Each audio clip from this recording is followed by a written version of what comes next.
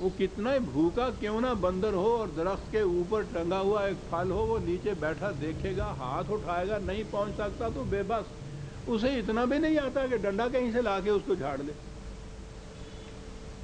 اور اس کی کیفیت یہ ہے کہ یہ چاند کے ذخائر بھی لوٹ کے لے آتا ہے۔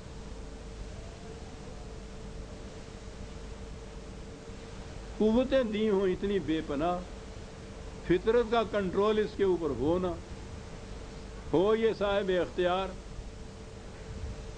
اور اکٹھا رہنا ہو انہوں نے، تو کیا چیز ہے جو بچا کے رکھے گی اس نسل انسانی کو؟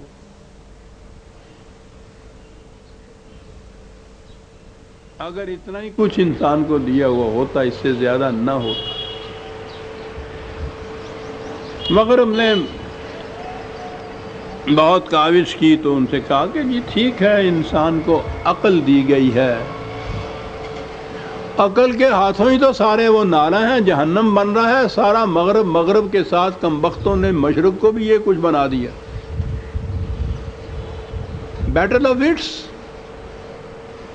جنگی عقول جو ہے وہ عقل کی جنگ چل رہی ہے، دو فردوں میں چلتی ہے یہاں۔ جو زیادہ کاریگر ہوتا ہے، کاریگر کیا ہوتا ہے؟ وہ عیار زیادہ جو ہوتا ہے، جس کی عقل دوسرے کے مقابلے میں زیادہ تیز ہوتی ہے، وہ فریب دے جاتا ہے، اس کو جل دے جاتا ہے۔ اسے بعد میں بات سمجھ میں آتی ہے کہ صاحب میری بات ہی سمجھ میں اس وقت نہیں آئی جو اس کہہ رہا تھا، میں اس کے فریب میں آ گیا، میں اس کے دھوکے میں آ گیا۔ یہ روز فریب اور دھوکے میں کیا آنا ہے؟ تیز عقل والا جو ہے وہ کم عقل والے کو ہمیشہ اس طرح سے جل دے جاتا ہے۔ فرد اسی طرح سے دیتا ہے، قومیں اسی طرح سے دیتی۔ یعنی وہ جو ایک خصوصیت عطا ہوئی تھی انسان کو، جسے عقل کہا جاتا ہے، اس کی کیفیت یہ ہے کہ وہ عقل ہی کی تو لڑائی انسانوں کے اندر ہو گئی۔ اب کیا ہوا؟ تقاضے ہوئے حیوانیت کے، اور وہ ہوئے بے حد و نہایت، اس پہ کوئی حد نہیں۔ ان کو حاصل کرنے کے لیے یہ اسے عقل دی گئی، اس نے اس کے لیے ذرائع اور اسباب مہیا کیے چاند تک جانے کے۔ مل جل کر رہنا ہے۔ عقول کی جنگ ہوئی آپس میں ایک دوسرے کی، جو زیادہ یار ہے زیادہ کامیاب۔ پس گئی انسانیت، لٹ گئے غریب۔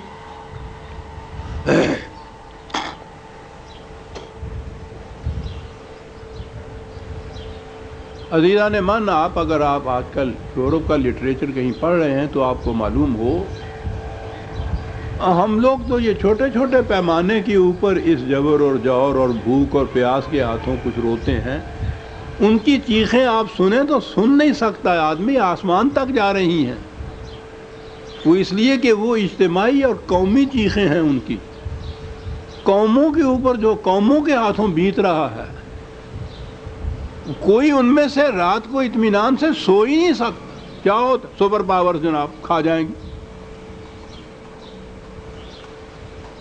ساری جنگ آپ روز صبح اخبار اٹھا کے پڑھیے، یہ ساری جنگ ان کے آپس کی وٹس کی اور عقول ہی ہے نا، پاورز کی۔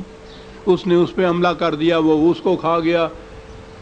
یہ عجیب قیامت ہے انسانی، قیامت ہے کہ انسان نوع انسان کا شکاری ہے۔ ایک چیز جسے اس نے کہا تھا کہ وہ بہت بڑی چیز تھی جو ہمیں حاصل ہوئی، یعنی عقل انسانی۔ عقل ایک صلاحیت ہے، عقل ایک تلوار ہے، جس کے ہاتھ میں جس طرح وہ استعمال کر۔ وہ ایک بندوق ہے، ڈاکو کے ہاتھ میں بھی ہے، چوکیدار کے ہاتھ میں بھی ہے۔ وہ بجائے خیش وہ نہ نیک ہے نہ بد ہے۔ یہ اس کا کام نہیں ہے کہ وہ یہ طے کرے کہ مجھے ظالم کے سینے میں گولی پیوست کر دی ہے۔ بندوق یہ نہیں کر سکتی۔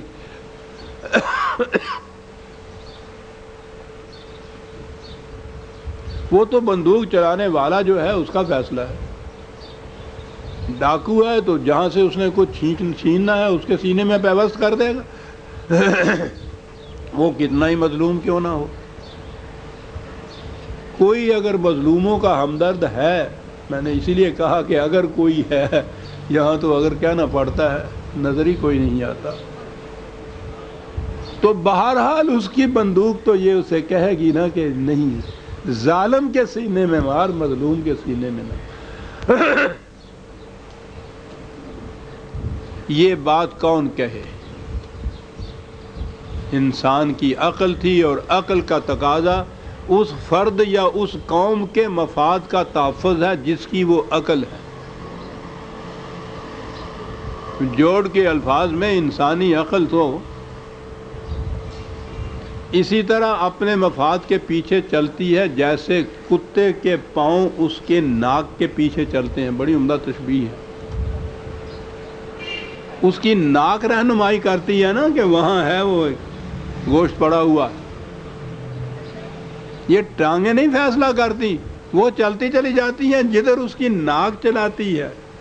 کہا یہ انسانی عقل تو کتے کی ناک ہے، جہاں یہ اپنے شکار کی بو سونگتی ہے اس کی ٹانگیں اس کے پیچھے پیچھے چلنے شروع کر دیتی ہیں۔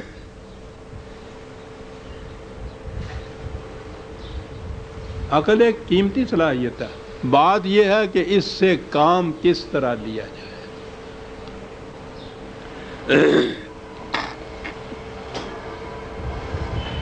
اقبال کے الفاظ میں بہت کچھ لکھا ہے اس نے اس عقل کے خلاف۔ آدمی اندر جہان خیر و شر، کم شناست نفع خود را از ضرر۔ کہا دوسرے کا تو ایک طرف رہا، انسان خود اپنے نفع نقصان کے متعلق بھی کچھ فیصلہ صحیح نہیں کر بیٹھتا، بہت کم پہچانتا ہے یہ نفع و نقصان کو۔ اور پھر کس نہ داند زشت و خوب کار چیز، زیادہ ہموار و نا ہموار چیز، اسے معلوم ہی نہیں ہوتا۔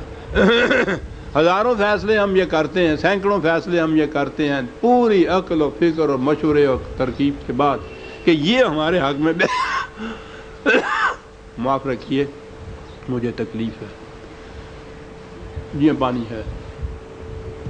نہایت غور و تدبر کے بعد، مشوروں کے بعد بھی ایک فیصلہ کرتے ہیں، تھوڑی دور چلنے کے بعد یہ ہوتا ہے کہ صاحب بڑا ہی نقصان رساں تھا، بڑا غلط فیصلہ ہو گیا یہ جو ہم نے کیا۔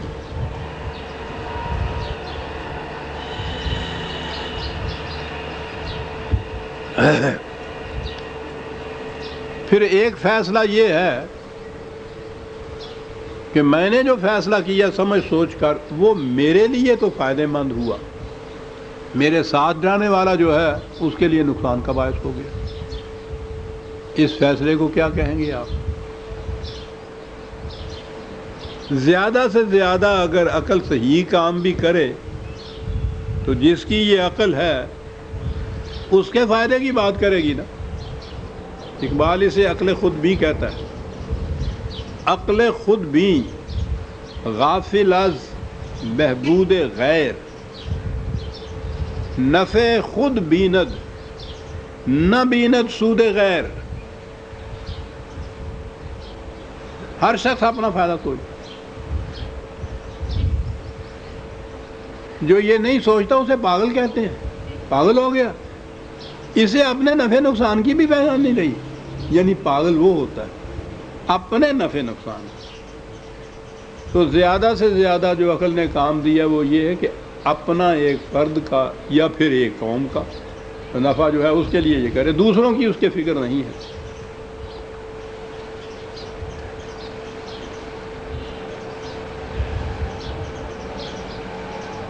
یہ عقل اور عقل میں نے عرض کیا تھا نا کہ ہمارے ہاں الفاظ نہیں ہیں، ابھی زبان کی کوتا دامنی ہے۔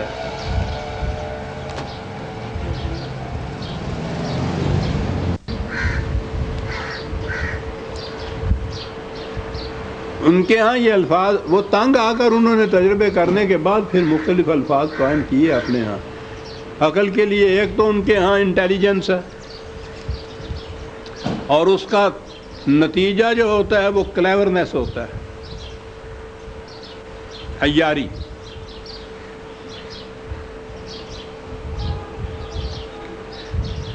اقبال نے بھی تو یہ کہا ہے کہ عقل عیار ہے، 100 بھیس بنا لیتی ہے، عشق بیچارہ نہ